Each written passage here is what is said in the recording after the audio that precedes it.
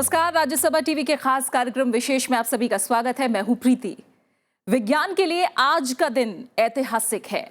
हम सौर मंडल के कई अनसुलझी पहेलियों को सुलझाने के करीब पहुंच गए हैं। अरबों किलोमीटर दूर सूरज का चक्कर काटता एक पिंड जिसे 2006 तक ग्रह का दर्जा हासिल था, उसके रहस्यों से पर्दा उठने लगा है। जी हां, हम बात कर रहे हैं प्लूटो की। नासा के मिशन न्यू होराइजन्स की कामयाबी का आज दिन है।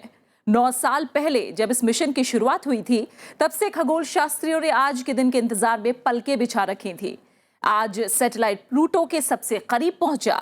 सैटेलाइट का सफर आगे भी जारी रहेगा और अंतरिक्ष रहस्यों से विज्ञान यूं ही मुठभेड़ करता रहेगा। आज हम मिशन न्यू होराइजन्स की कहानियों से आपको रूबरू कराएंगे। तो शुरू करते हैं विशेष मिशन प्लूटो।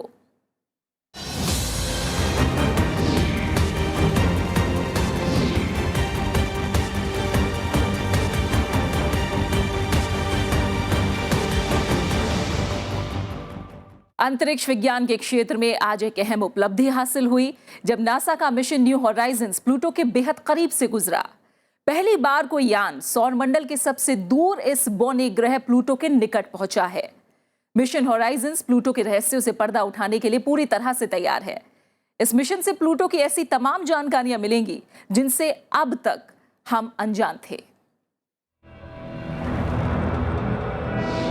50,000 किलोमीटर प्रति घंटे की रफ्तार, 5 अरब किलोमीटर की दूरी, 9.5 साल का वक्त, 4,436 करोड़ रुपए का खर्च।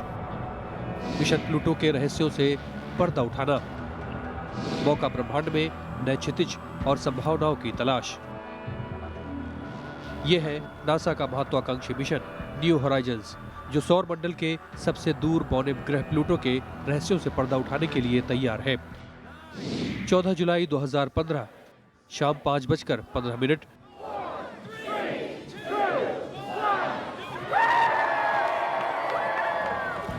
मिशन होराइजन प्लूटो के बेहद नजदीक यानी करीब 12,500 किलोमीटर की दूरी से गुजरा। We've discovered that Pluto's a little bit larger than we anticipated. We now have good measurements of its diameter and its radius. Its radius is 1,185 kilometers, plus or minus 10. That settles the debate about the largest object in the Kuiper Belt. Pluto के रहस्यों की खोज में निकले mission new Horizons यान का वजन 500 kilogram है। इसके साथ 7 पेलोड यानी उपकरण भेजे गए हैं। पहला पेलोड राल्फ है। राल्फ एक विजिबल इंफ्रारेड इमेजर और स्पेक्ट्रोमीटर है जो प्लूटो के रंग और घटकों की थर्मल मैपिंग करेगा।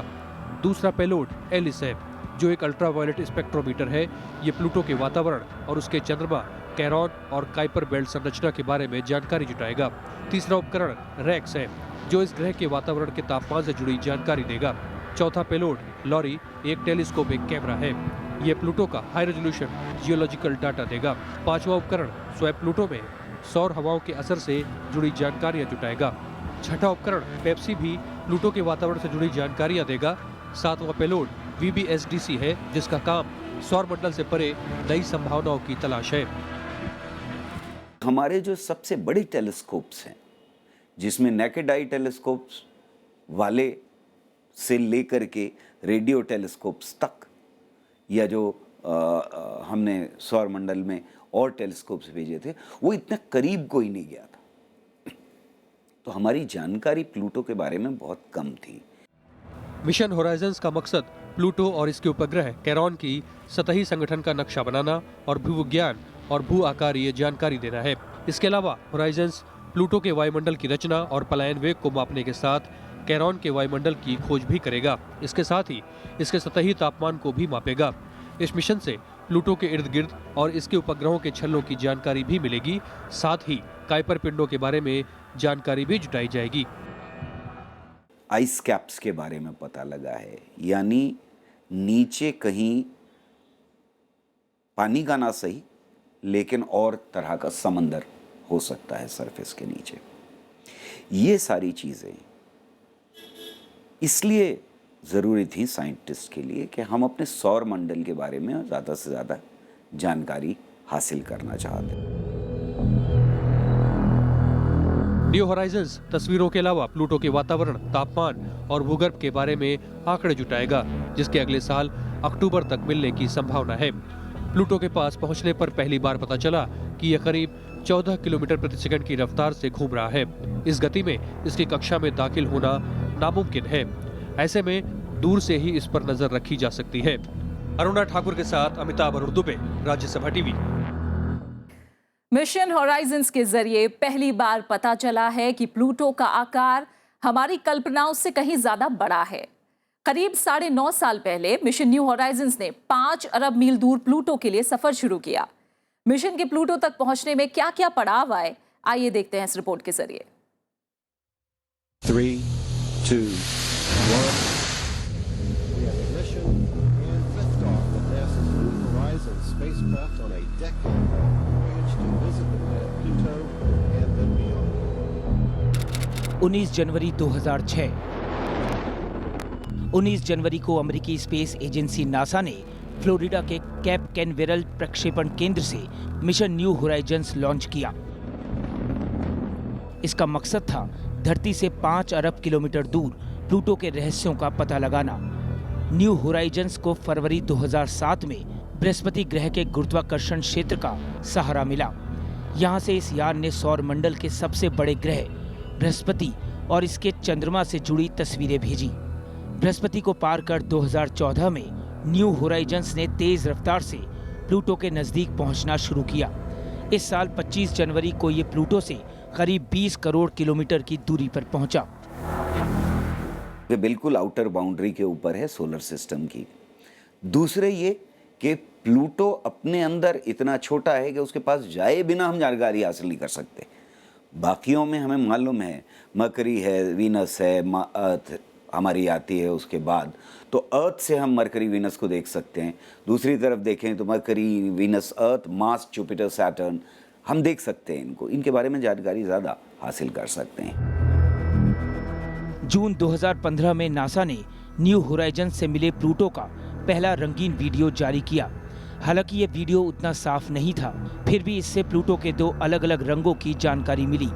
इतना ही नहीं, पहली बार मिले वीडियो के जरिए इस बौने ग्रह के चंद्रमा कैरॉन के भूरे रंग का दीदार हुआ। जुलाई 2015 में न्यू होराइजन्स ने प्लूटो की बर्फीली सतह की तस्वीरें लेनी शुरू की। नासा ने 8 जुलाई को प्लूटो की सतह की पहली रंगीन तस्वीरें जारी की। इन तस्वीरों में प्लूटो के 2 विपरीत चेहरे दिखे, तो कुछ तस्वीरों में बड़े बड़े धब्बे। It's just juicier and juicier. It's amazing. The science team is just drooling over these pictures. If you look at the new pictures now, it's already 5 to 6 times better resolution than what we've been able to get before. इससे पहले Hubble telescope ने Pluto की बेहतरीन तस्वीरें उतारी थी। New Horizons ने हाल में जो तस्वीरें भेजी वो भी काफी दूरी से ली गई हैं। अब ये प्लूटो के बेहद करीब पहुंच गया है। ऐसे में प्लूटो की नजदीकी तस्वीरों के लिए वैज्ञानिकों में खासा उत्साह है। यान के कैमरों को पहले ही कमांड दे दिए गए हैं, क्योंकि इतनी दूर संदेश पहुंचाने में काफी वक्त लगता है।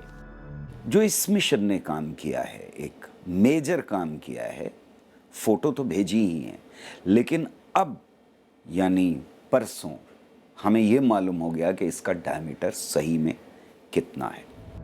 1989 में नासा के वॉयेजर स्पेसक्राफ्ट ने सौर मंडल के बाहरी हिस्से की यात्रा पूरी की थी। इससे पहले वॉयेजर 1 ने बृहस्पति और शनि ग्रह के बारे में जानकारियां और तस्वीरें जुटाईं। वॉयेजर 2 मिशन के दौरान यूरेनस और नेपच्यून ग्रहों का जायजा लिया गया, लेकिन पर्याप्त ईंधन नहीं होने की वजह से इस मिशन में प्लूटो पीछे छूट गया। अब करीब 25 साल बाद मिशन प्लूटो पूरा हुआ है। ब्रह्मांड और इसकी उत्पत्ति से जुड़े रहस्य हमेशा से हमारी जिज्ञासा के केंद्र में रहे हैं। ऐसे में मिशन न्यू होराइजन्स सितारों के आगे संभावनाओं की तलाश में एक अहम पड़ाव है। अरुणा ठाकुर के साथ अमिताभ अरुण दुबे, राज्यसभा टीवी। तो मिशन न्यू होराइजन्स सचमुच पूरी दुनिया के लिए बड़ी कामयाबी है। नासा के वैज्ञानिकों ने यह साबित भी कर दिया कि आने वाले दिनों में हमारा सफर और आगे बढ़ता रहेगा। मिशन होराइजन्स और प्लूटो के बारे में विस्तार से फिलहाल बात करने के लिए हमारे स्टूडियो में मौजूद हैं 2 खास मेहमान, विज्ञान प्रसार से जुड़े 2 खगोल शास्त्री, टीवी वेंकटेश्वर और अमिताभ पांडे। आप दोनों का बहुत बहुत स्वागत है इस कार्यक्रम में। प्लूटो के बारे में कहा जाए तो अब इसे ड्वार्फ प्लैनेट कहा जाता है और माना जाए कि इसके बारे में अभी तक वैज्ञानिकों के पास, हमारे पास सबसे कम जानकारी थी। अब न्यू होराइजन्स की अहमियत को आप किस तरह से समझते हैं? Yeah, actually, if you look at it, what we knew about Pluto, with evidence about 15 days ago, and what we know now in the last 15 days, if you put it in, some kind of a balance, what we know in the last 15 days would be much, much more than what we knew from 1930 when it was discovered. We know that the diameter very precisely. I mean, with about 10-15 kilometer, approximation, 2,370 kilometers. So plus or minus, yeah. माना जाए कि तमाम myth थे हमारे पास dwarf planet Pluto को लेकर, जो अब टूट रहे हैं वो मिथ। अमिताभ? मिस तो नहीं करना चाहिए। साइंस की जो जर्नी वैसी होती है। जब मैं पैदा हुआ था तो प्लूटो को माना जाता था कि धरती का 10th साइज उसका साइज है डायमीटर। अब पता चल रहा है कि हमारे चंद्रमा से भी बहुत छोटा है। अभी भी जो उसका जो साइज का एस्टिमेशन है उसमें अभी भी प्रिसिशन आने के, अभी एक एक्सपेरिमेंटेशन है कि जब ये मिशन प्लूटो के पीछे जाएगा, यहाँ से देखने पर पीछे जाके आगे निकलेगा, तो जितनी देर के लिए वो ये जो न्यू होराइजन मिशन प्लूटो के पीछे छुपा रहेगा, उससे रेडियो सिग्नल आएंगे, ब्लॉक हो जाएंगे और फिर से रीअपेयर होंगे, तो इससे उसके डायमीटर को और प्रिसाइसली मेजर किया जाएगा। तो साइंस की जर्नी ऐसी होती है कि जो पुरानी जो चीज़ें उनको रिफाइन करते हैं, गलत धारणाओं को छोड़ते हैं, उनको बदला जाता है। तो ये क्वाइट एक्साइटिंग टाइम्स है, मतलब कि नई नई डिस्कवरीज हो रही है, पुरानी जो चीज़ें उनको और इम्प्रूव कर रहे हैं, और बहुत सारी नई खोजों की उम्मीद है। क्योंकि ये जो प्लूटो है एक अलग क्लास का प्लैनेट है, मतलब उसको अभी कई प्लैनेट कहना जो बंद कर दिया है, लेकिन जो सोलर सिस्टम के ऑब्जेक्ट्स को 2 कैटेगरीज में डिवाइड किया गया मोटे मोटे तौर पर। एक क्लासिकल प्लैनेट्स, जो बाकी 8 प्लैनेट हैं, और ये एक नई कैटेगरी बना दी है ड्वार्फ प्लैनेट की। तो कई बार बच्चे बड़े नाराज हो जाते हैं कि प्लूटो को प्लैनेट नहीं है, क्या हो गया। तो प्लूटो प्लैनेट है, लेकिन ड्वार्फ प्लैनेट है, बोना प्लैनेट है, बोना ग्रह है। तो ये बोना ग्रह की पूरी क्लास डिस्कवर हुई है, जिसमें एरिस है, सेरेस था जो हमारा एस्ट्रॉइड था, वो उस कैटेगरी में आ गया। तो ये मोस्टली आइसी ऑब्जेक्ट्स हैं।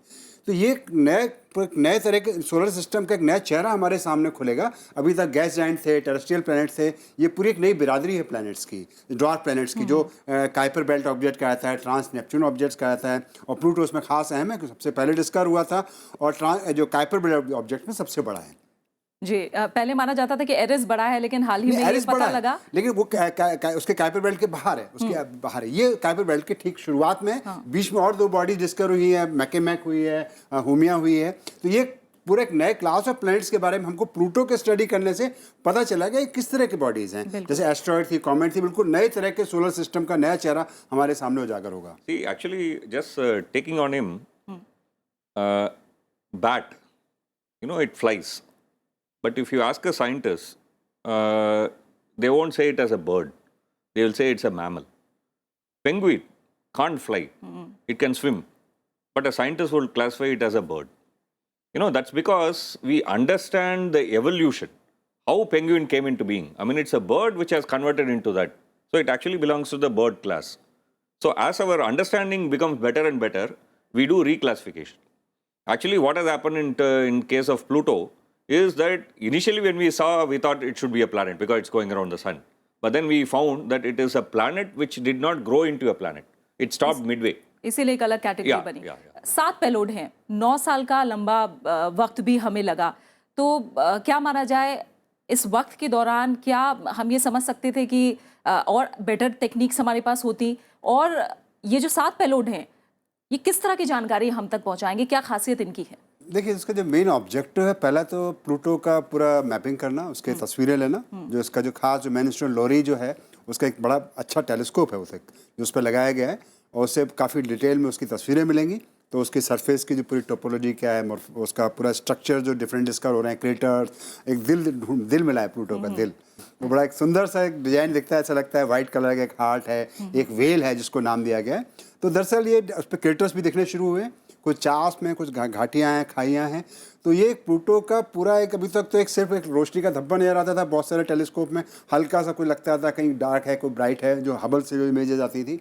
अब ये जो लोरी है काफ़ी डिटेल इसमें इमेजेस लेगा, लेकिन इमेजिंग के अलावा उसमें क्या, उस पर उसका मतलब केमिकल कंपोजिशन क्या है, उसकी सरफेस का किस तरह की उसमें चीज़ें हैं, क्या कौन कौन सी गैसेज जो है फ्रोजन है, क्योंकि आइसी प्लैनेट है। आइसी प्लैनेट का मतलब सिर्फ पानी की बर्फ़ नहीं, गैसेज, दूसरी गैसेज की, नाइट्रोजन आइस भी हो सकती है, ऑक्सीजन आइस भी हो सकती है, और भी जो मीथेन है, मीथेन के ट्रेसेस मिले हैं, इसके बहुत एक थिन एटमॉस्फेयर है इसके ऊपर। तो उसके अलावा मैथे इसका जो बहुत थिन एटमॉस्फेयर धरती का मेरे ख्याल से 1 लाख गुना कम प्रेशर है वहाँ के सरफेस पे इसके एटमॉस्फेयर का। तो उसमें मीथेन गैस है, तो उनके क्या कितने उनका रेशो क्या है, कितनी वो उसमें कोई चेंज भी आते हैं क्या। एक बहुत इंटरेस्टिंग इसमें कि कई बार प्लूटो की स्टडी में कई बार इस पर ऐसा लगता था कुछ जैसे फॉग सा छा गया थोड़ी देर के लिए। इसके कोई एक्टिविटी है क्या, तो उसको सकते हैं कि बर्फीले इस पर फव्वारे वो ज्वालामुखी फूटते हों कि जब ये इसकी डिस्टेंस सूरज के पास जब हो जाती है तो उस पर इसकी जो आइसेज थोड़ी सब्लिमेट होनी शुरू होती हैं और उनके गीजर जैसे फव्वारे छूटते हैं। तो ये सारा चीज़ें इस पर जो इस पूरे मिशन में नई चीज़ें हैं, उसके एटमॉस्फेयर के बारे में, फिर इसका सोलर विंड जो इसके बहुत कम सूरज की रोशनी भी वहाँ बहुत कम पहुँचती है। वहाँ पे जो दिन के मतलब गर्मियों के दिन में वहाँ सूरज की रोशनी हमारी जहाँ धरती पर जो चांदनी होती है उससे कम होती है। बिल्कुल, तो यानी तमाम ऐसी नया चीजें। पूरा एक हॉराइजन बोला कि नए किस्म का यानी हॉराइजन हम कह सकते हैं प्लैनेट से भी आगे अब हम ड्वार्फ प्लैनेट के क्या क्या रहस्य उनसे परत उठ रही है। और आपसे ये भी जानेंगे कि क्यों ये मिशन 2026 तक पूरा होगा, क्यों इतना वक्त लगना है इस मिशन को पूरा होने में। लेकिन फिलहाल हम यहाँ एक छोटे से ब्रेक के लिए रुकेंगे और ब्रेक के बाद हम बताएंगे कि क्या है प्लूटो और आखिर क्यों ये बना बौना ग्रह।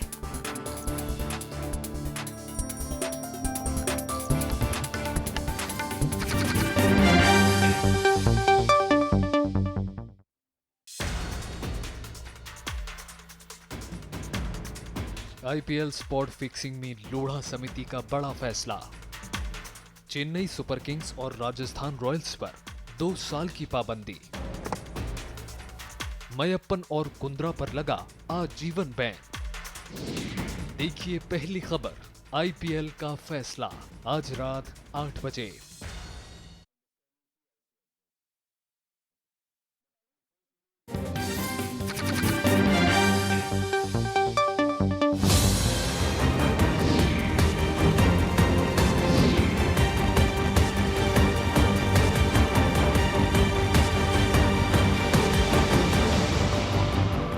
तो मिशन प्लूटो के बारे में आज हम विस्तार से बात कर रहे हैं।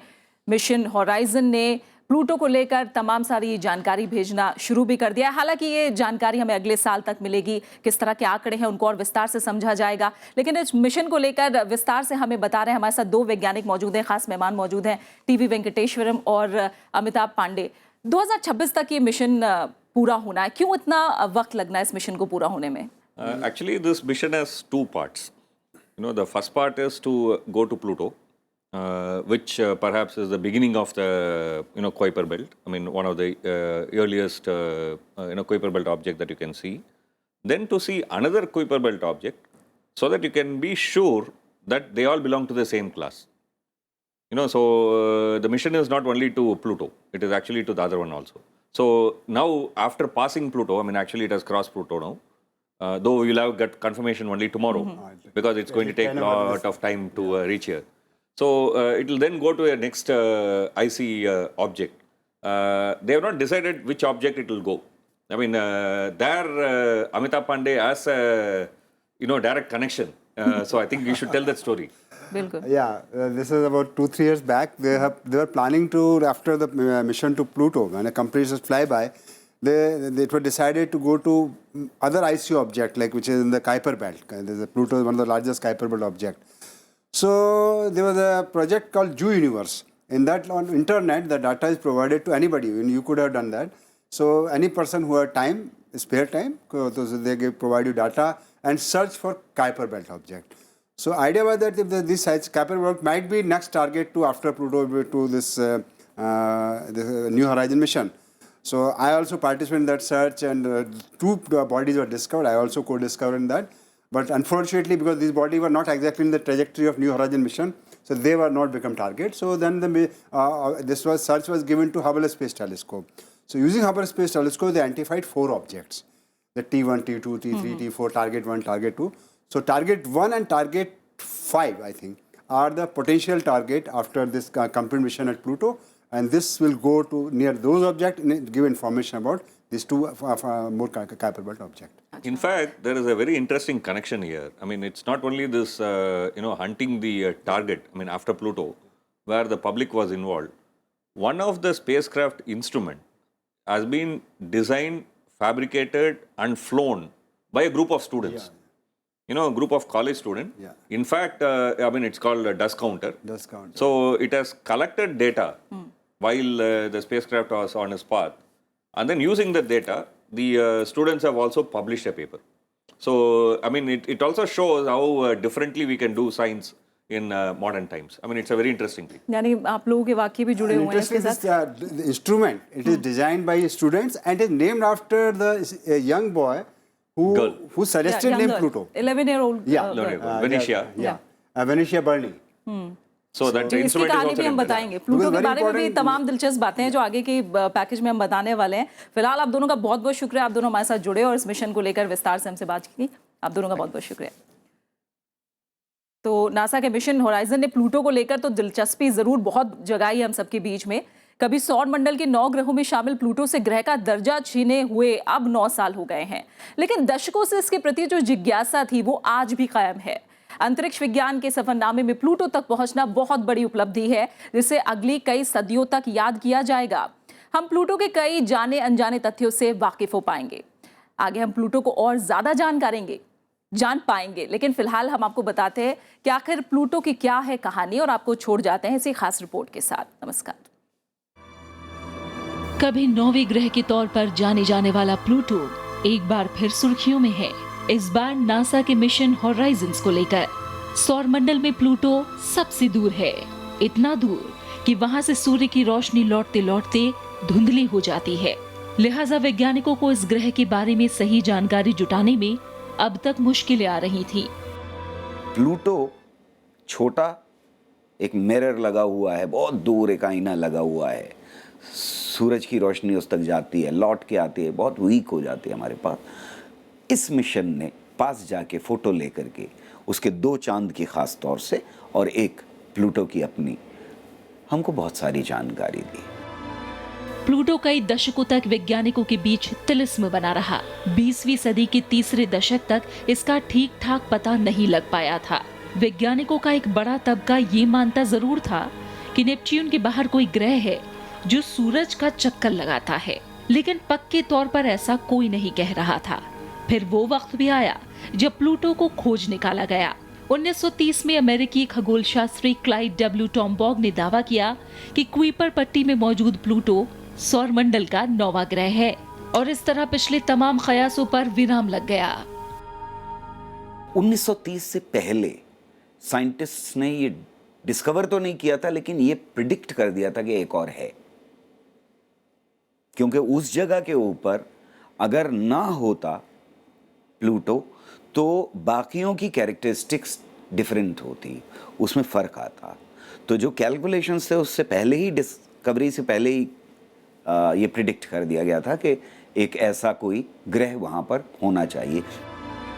लंबे वक्त तक प्लूटो सौरमंडल का बेहद अहम सदस्य बना रहा, लेकिन 13 सितंबर 2006 को इंटरनेशनल एस्ट्रोनॉमिकल एसोसिएशन ने प्लूटो से ग्रह का दर्जा छीन लिया. तर्क ये दिया गया कि एक तो प्लूटो आकार में बहुत छोटा है, दूसरा ये कि प्लूटो की तरह के ही कई पिंड कुइपर पट्टी में मौजूद हैं. इनमें से एक पिंड का आकार तो प्लूटो से भी बड़ा पाया गया. इसे नाम दिया गया एरिस. लिहाजा काफी जद्दोजहद के बाद ये तय किया गया कि प्लूटो को ग्रह के बजाय बोना ग्रह कहा जाएगा. बोने ग्रह की श्रेणी में अब प्लूटो, एरिस समेत हुमेया और माकी जैसे खगोलीय पिंड आते हैं. इस दौर में प्लूटो के एक बड़े चंद्रमा की खोज हुई. प्लूटो के 5 चंद्रमा हैं. ये हमारे जो चांद है, धरती का एक चांद है, इसके 5 चांद हैं. धरती के एक चांद पे हमारे जो लेखक हैं और गीतकार हैं, उन्होंने एक चांद पे ही इतना कुछ लिख दिया. अगर 5 चांद होते धरती के भी तो बहुत कुछ शायद और लिख पाते हम. आकार के लिहाज से प्लूटो हमारे चंद्रमा का 1/3 है और सूरज से औसतन 6 अरब किलोमीटर दूर है. सूरज का एक चक्कर लगाने में इसे 248 साल लग जाते हैं और यहाँ का एक दिन पृथ्वी के 6.5 दिन के बराबर होता है. तापमान इतना कम होता है कि कोई भी चीज जम जाए.